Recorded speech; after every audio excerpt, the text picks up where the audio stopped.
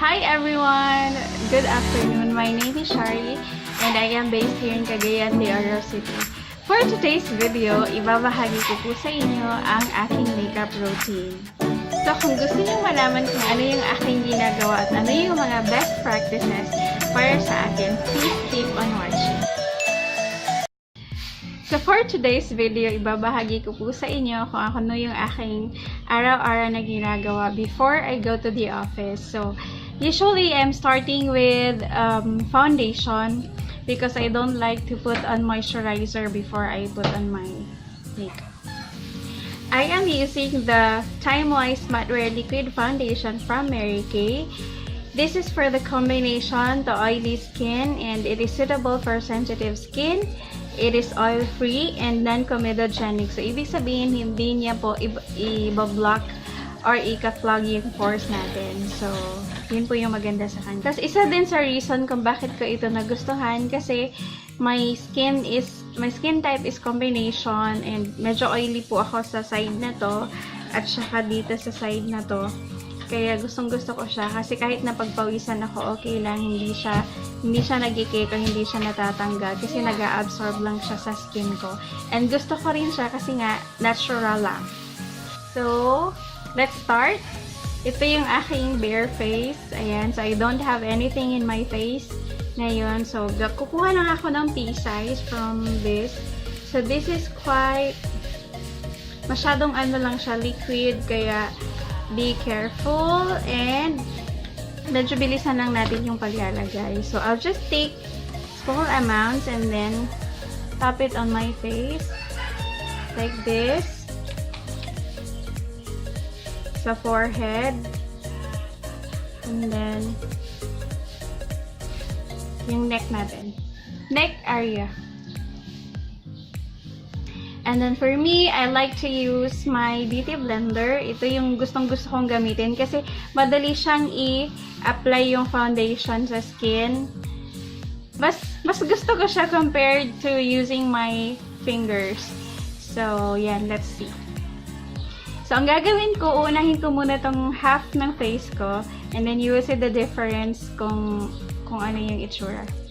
Yung itsura, difference. So, ang ginagawa ko, itatap ko lang. Itatap ko lang siya. So, just tap it on my skin. And then, or you can also do like this. Then, tap, tap, tap. Dab, dab pala. So, ayan po. Tapos na po ako sa half face. So, ito yung aking nalagyan na at ito yung hindi pa nalalagyan. So, you can see now the difference. So, tatapusin ko lang tong kabila and then I'll be back. So, ayan. I am already done with blending the foundation into my skin. So, gustong-gusto ko talagang gamitin itong beauty blender kasi para sa akin mas mabilis po siyang i-blend. So, let's proceed! So, ang susunod po ay yung powder naman. So, ang gagamitin ko ay yung On To Go Mineral Pressed Powder ng Mary Kay. So, ito po siya. I'll just set my foundation with the powder. So, ganun din po yung aking ginagawa. Itatap lang yung powder sa ating face. Para mas natural look yung finish ng ating foundation. Then, yung leeg natin, huwag natin kakalimutan. And then, forehead. So, there you go. So, I'm already done with the pressed powder. Now, So, I'll proceed. So, ang susunod naman ay yung ating kilay. Because sabi nila, kilay is tinday. Kilay. Tinday. Kilay? Kilay is? Kilay is kilay. Is life, Ate Inday. Is life. Kilay is life. Bakit kaya nila sinasabi na kilay is life? What do you think, Ate Inday? Feeling ko, kaya nila sinasabi na kilay is life because when you have kilay on, Ate Inday, pag may kilay ka, mas may confident yata. Mas may buhay yung mukha mo. Ayun. Oo. Kasi nga sabi nila, the bro language is the new body language. So, minsan, akala ng ibang tao malungkot ka kasi nga malungkot yung paggagawa ng kilay mo. O kaya, sinasabi nila na mataray ka kasi masyadong patulis yung iyong kilay. So, yun yung sinasabi nila na, kilay is life. Because it gives your face life. Parang ganun. You see, patulis. So, by the way, I am using the Mary Kay Brow Definer Pencil in shade brunette. And then next, I'll be using a spoolie to brush or to blend my brow. Kilay. To blend my kilay.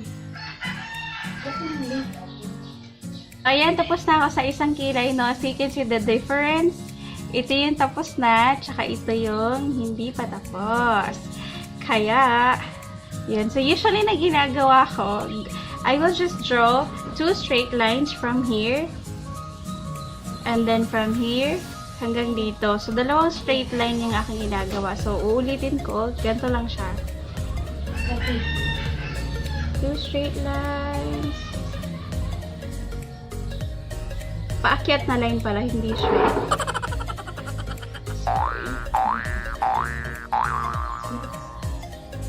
Ganito here. So, ayan. Idudugtong ko dito. Tapos, just fill in. Hi, Mia! If you feel nyo lang, and then after that, ibabrush natin siya. Brush, brush, brush, 3 times a day. Brush, brush, brush. So, ayan na. Tapos na ako magkilay. So, okay na ako sa ganyang kilay. No, kilay is life na that for me. Ano ba kasunod? Ito. So, next would be my liquid eyeliner. So, ang ginagawa ko is, be careful lang po kayo. If ito yung first time nyo nagagamit ng liquid eyeliner, careful lang kasi baka masulatan yung inyong lower part of the eye. So, ayan.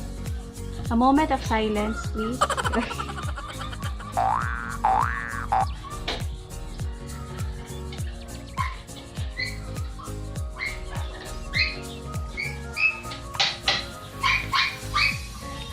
So, ayan, I am already done with my liquid eyeliner on the upper part of my lids.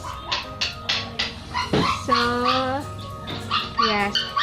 Okay, next up would be the eyeliner. I am using the Mary Kay eyeliner in the shade Deep Brown. So, ilalagay ko lang siya from this part of my eye hanggang sa kalahating part. So, hindi ko siya ilalagay ng buo.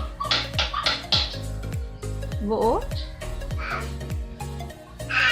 Ayan. Part. Sa isang side naman. So, ayan. I'm already done with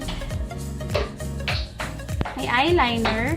So, ang susunod ko naman na ginagawa ay ang blush on. So, for this video, or ang usually na ginagawa ko yung tinatawag nila na drunk blush, or unsa man sa Bisaya, drunk blush. Nahubog. Nahubog ka blush. Or ingon sila, mura daw ko noog na kanang murag na bulad sa adlaw na blush. Sige. Hindi ko magkaan. So, ito yung aking ginagawa. Kita ba siya?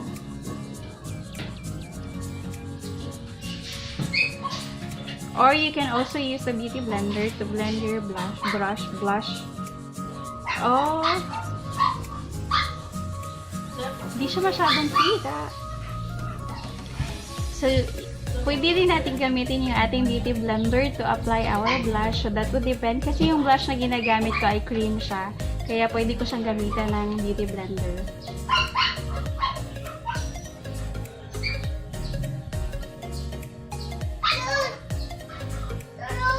So, the same beauty blender lang po yung aking ginagamit. Kita ba siya sa video? Ayan. And the next would be my nose contour. For my nose contour kasi, ginagamit ko muna ay ang brow powder na light brown. So, ito po yung ginagamit ko, itong lighter na part. So, ginagawa ko, kumukuha po ako ng small amount. And then, gaganto. And then, on my nose, like this.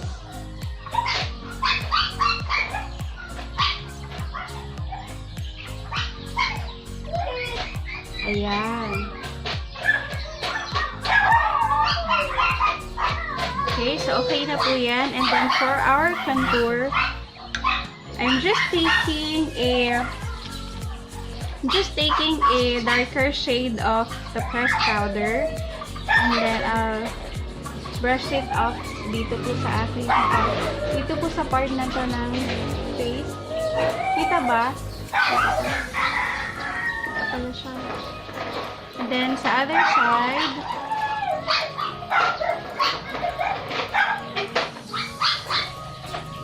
ayan.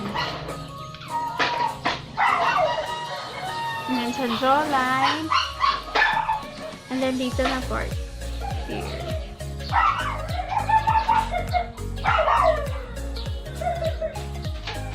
So, ayan. Tapos na ako sa aking blush on and my slight contour and also nose contour. Now, I will proceed to the lipstick. So, for this look, simple lang po talaga siya. Hindi po siya masyado complicated. So, this is good for the beginners like me. So, if hindi ka beginners, this is not for you. Okay? Okay. So, lipstick! Ang ginagamit ko for the lipstick is also the Mary Kay. This is a gel lipstick from Mary Kay in the shade Mauve Moment. Mauve Moment. Ano ba yun?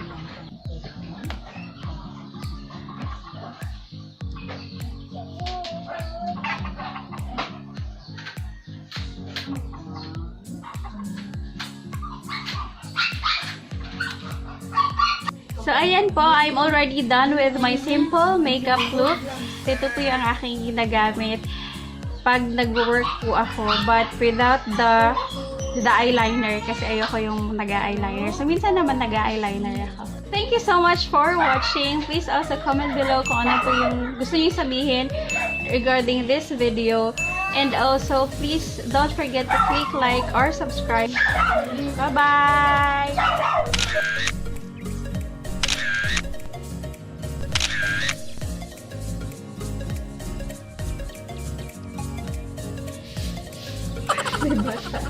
Pag gusto ko siya.